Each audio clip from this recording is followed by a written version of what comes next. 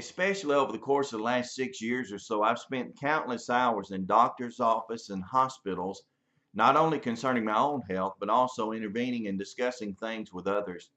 I've tried to become an advocate and a guide for those who are also ill and try to advise them in their situations.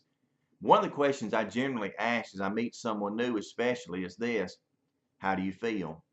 Now, I ask that out of genuine concern because I've come to know over the course of the past 6 years, especially, that how you feel, even the minor things, the minor symptoms and signs, can be signs of something far worse to come.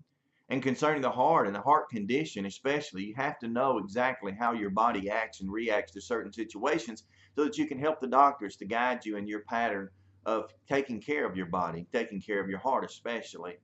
And so I understand that physical feelings have a lot to do with how we are physically healthy.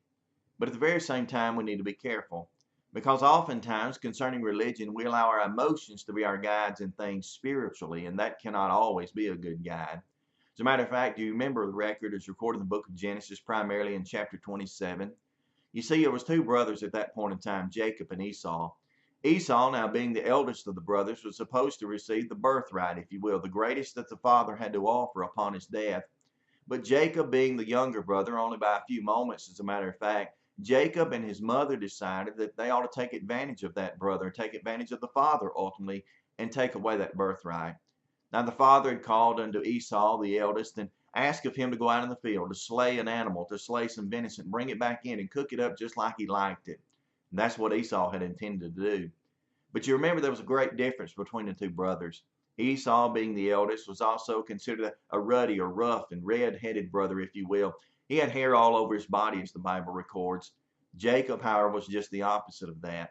He seemingly was a homebody. Maybe he spent more time with his mother, more time in the kitchen. His skin, if you will, was smooth and seemingly had no hair. So there was a great difference between them, ultimately how they looked, and as we're going to find out, how they felt. Now, when Esau was going out in the field, Jacob came in at that point in time and intervened. He came in prepared, however, because he had covered his arms, if you will, with goat's hair so that he may appear to be more like his brother.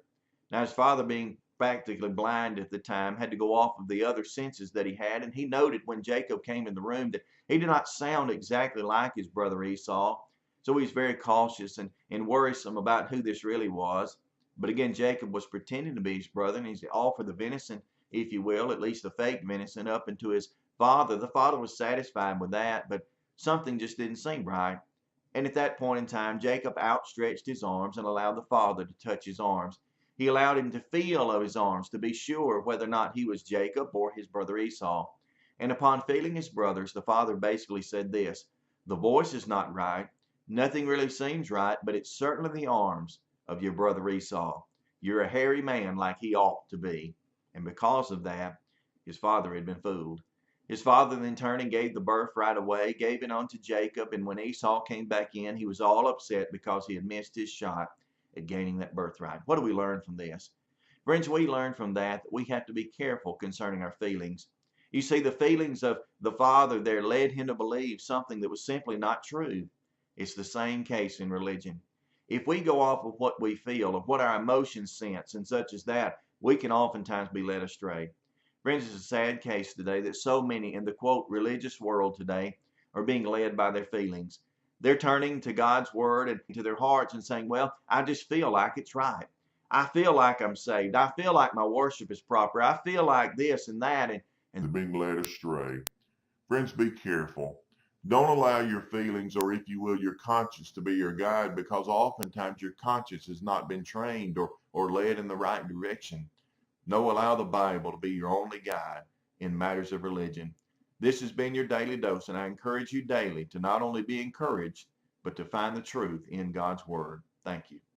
My heart, my mind, my body, my soul, I give to you. Take control.